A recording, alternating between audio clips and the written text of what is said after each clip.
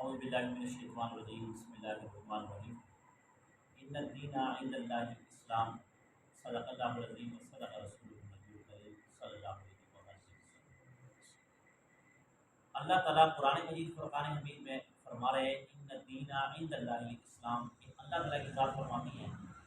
کہ میرے نزدیک اسلام ہی برحق اور سچا دین ہے۔ یاد رکھنا، دین اسلام وہ دین ہے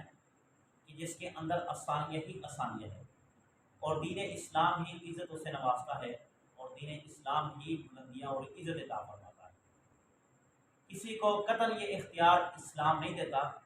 کہ کوئی اسلام میں آئے اور پھر وہ اسلام سے پھر جائے۔ ایسے آدمی کے بارے میں کیا حکم ہے؟ مثال کے طور پر ایک آدمی مسلمان ہے، کلمہ پڑھتا ہے، نماز پڑھتا ہے، کسی کی محبت میں آ کر، کسی کی عشق میں آ کر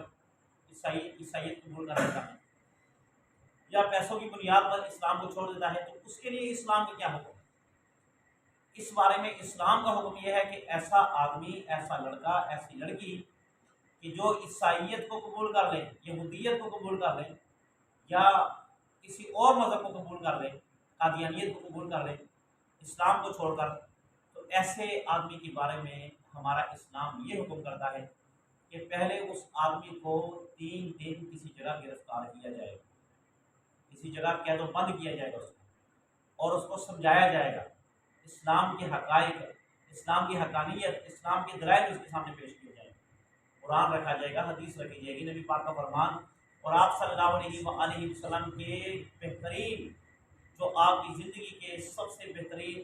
اس امت کے لیے نمونے تھے، وہ رکھے جائیں گے کہ جناب نبی کریم صلی اللہ علیہ وسلم ہمارے لیے کیسے ایک نمونے کے طور پر پیش آئے، اور جناب نبی کریم صلی اللہ علیہ وسلم کی زندگی ہمارے لیے کیسے